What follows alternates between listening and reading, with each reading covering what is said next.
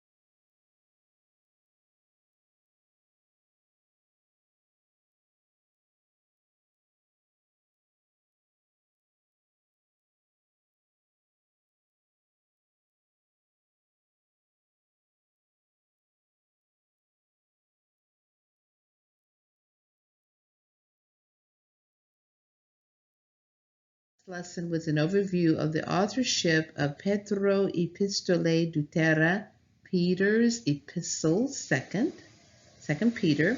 We learned that the traditional view of scholars is that the epistle is Petrine, means written by Peter. Modern scholarship states that the results are inevitable. Second Peter is a pseudonymous text, meaning a writing or being written under a false name. We looked at the summation statements of three scholars, critical analysis of their studies of the authorship of Second Peter, and you see those there on the screen. This is what we went over in lesson 1, but I'll read maybe a couple of them just for review. From one perspective, this short epistle is the most disputed book in the New Testament canon as to authenticity. From another, the issue of authorship is already settled, at least negatively. The Apostle Peter did not write this letter.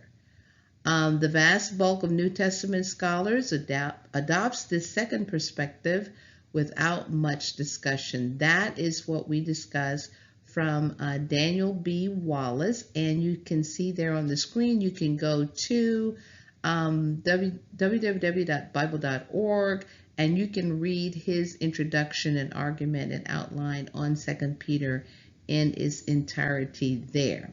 So there you see on the screen a couple of critical biblical scholarships points that they made on the historical accuracy of authorship for 2 Peter. So that's just a basic review. Again, go to our YouTube page and you can get the entire teaching on that topic in its entirety. Our lesson for today, lesson 2. And in lesson 2, we are discussing the date of the writing of the epistle of 2 Peter, Petro Epistolae Deutera, Peter's epistle second.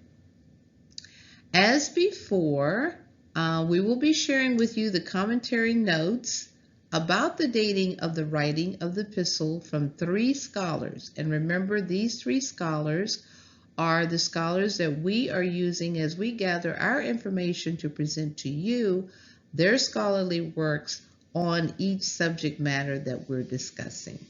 Those 3 scholars, Daniel B. Wallace, Richard J. Bauckham, and Jörg Frey.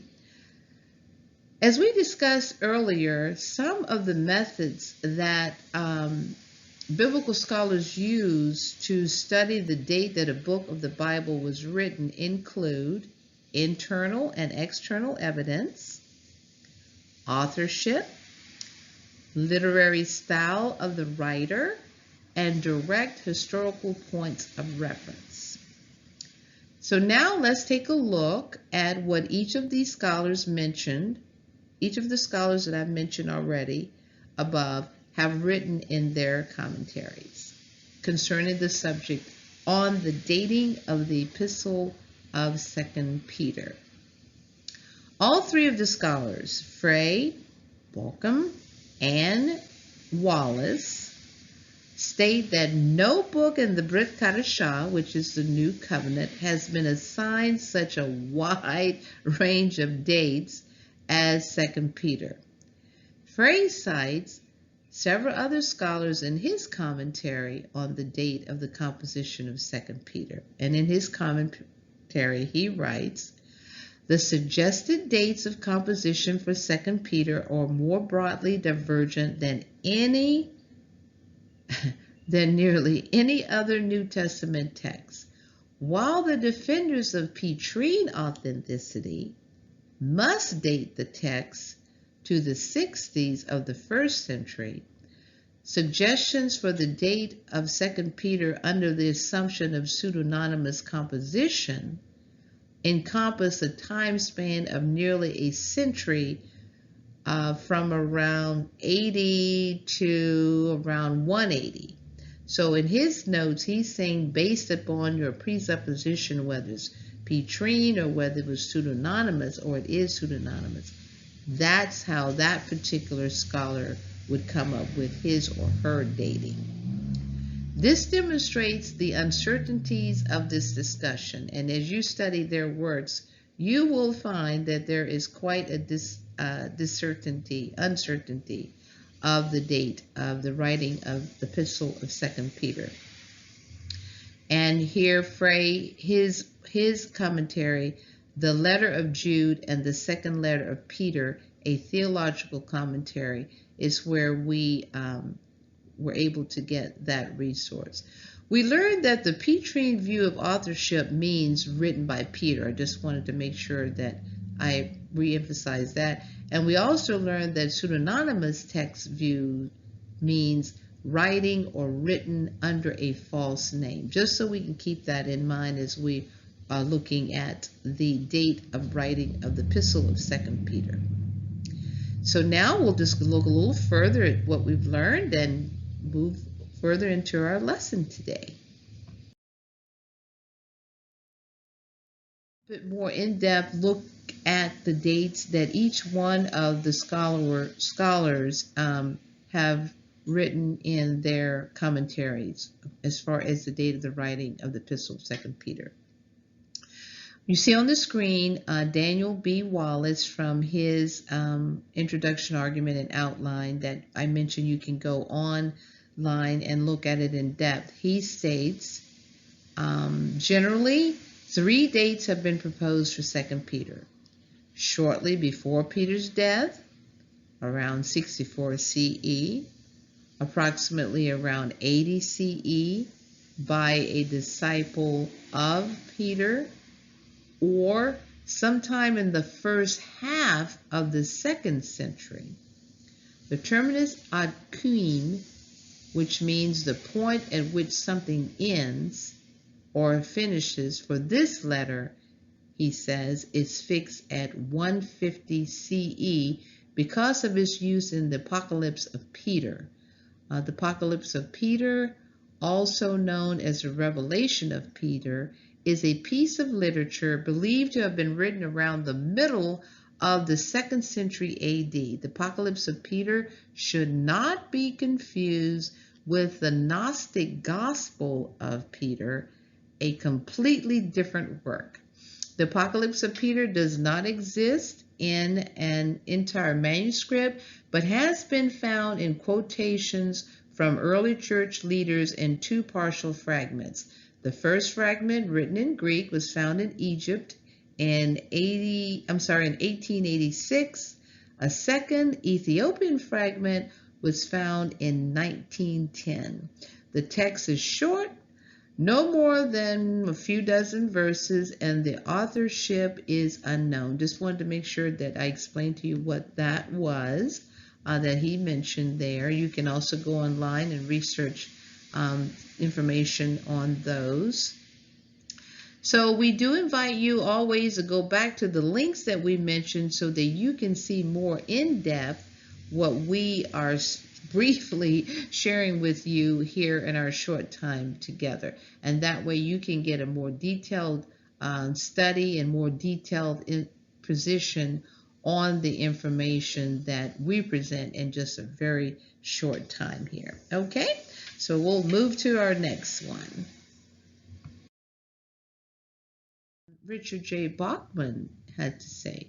Richard J. Bachman, in his Word Biblical Commentary, Jude, 2 Peter, writes, "No book in the New Testament has been assigned such a wide range of dates as 2 Peter. Even within the last 20 years, commentaries and references have placed 2 Peter in almost every decade from 60 to 160 AD. So, what can we take away from what we've read so far from our scholars who have studied the dating of the writing of 2 Peter? Well, so far we can take away the fact that there is still uncertainty about the actual date of the writing of any biblical book, and we see that with Second Peter. Secondly, scholarly study in the area of dating biblical books is sometimes preference with presuppositions about the authenticity of the author of the book. We saw that earlier. Secondly, we can say, I guess we could say in short, the discussion of the date of composition of the epistle of Second Peter is still being discussed and still being studied by scholars who study dating of the books. Someone might say, and I can almost hear our listeners and those who are viewing with us might be asking themselves, what does dating have to do with our topical study? We are partakers of his divine nature. And some of you might also be saying, and is the date of any book, not just Second Peter, any book of the Bible, is the date important? Why does it really matter? That's a great question. I would say this to you, and this is how I feel about it, is the more we know about the book of the Bible that we are studying, the more it enhances our understanding of the book. So our learning about the historical background of any book, and the book Second Peter, is so that the understanding of the verse that we're going to be looking at in its topical nature for our lives to make application is only enhanced by what the more we understand about the book and what the writer was saying to his audience. It takes us back into the cultural environment of the writing of the book, so that we're careful not to make application just basically from a 21st century perspective, but we can go back into the ancient Near Eastern texts that the scriptures are, and then relate better that way. So in general, what I'm saying is the date of the writing, it does not change the message of the writer, but on the other hand, in the field of apologetics, which apologetics is in the Greek language means to give a defense, it does make a difference. It gives a defense of the truths of the Bible about the kingdom of Messiah. The book, the Word of God is His Word. And it can be used to help one understand, especially when you're speaking about the truths of Yeshua's messiahship and his kingdom. If it's done in the spirit of 1 Peter 3:15 and 2 Timothy 2:25, then dating can be important. If you're saying that if dating is important and it would change what the writer is saying to the audience, it does not do that. So to the point, we're just laying a brief background of the epistle of 2 Peter, so that when we study our verse, 2 Peter 1:3-4, we will have some understanding of the cultural setting of the book and the audience of people that the writer was speaking to, and then we can make application to ourselves in the 21st century. So I hope that that helps you understand why we've gone through all of this to look at the authorship, the writing of the book. And next time we will look at who was the audience. Have scholars been able to pinpoint who was the audience of 2 Peter? 2 Peter is a very contested book, but we can look at these three scholars' scholarly work and get some picture, a small picture of who that audience may have been. I hope that that helps to understand why we're looking at this material. We do it all the time. If you're new with us, we do take time to do this in any book that we're studying, no matter what the topical teaching is. Since our presentation is more topical for discipleship, we still feel that it is very important to understand the book and where we're coming from. Okay, so with that, we're going to move forward. Partakers of his divine nature. We did a brief background study of the dating of the book of 2 Peter, the epistle of 2 Peter. We thank you again for being with us. As always, it is our delight to have you join us as we all gather together in the Word of God and as we rally around His Word so that we can become partakers of His divine nature and be transformed into the image of His dear Son. In our next lesson, we will discuss the scholarly views on the ethnic mix of the audience of Messiah followers being written to in the Epistle of 2 Peter. Again, I invite you to join us, invite your friends to join us. We look forward to you joining us for our next lesson, and we pray that we all learn something today more than we did yesterday. I invite you to visit our YouTube page, Life in the Vine Ministries with Janice Stewart, and that way you can go back and review the lesson, the current one, as well as the one prior to. So let us end with a word of prayer. Avinu Malkeinu, our Father and King, we are humbled and honored and thankful to have been in your presence today and to have been able to partake of your word. We look forward, Father, to our time together next time. We pray that you will help us prepare our hearts to receive from you as we gather together again in Yeshua's name. Thank you so much. Again, we invite you to visit our YouTube page. We also would like for you to email us if you have any questions or if you would like to learn more about encountering Yeshua, learning more about him. As a matter of fact, let's pray before we close.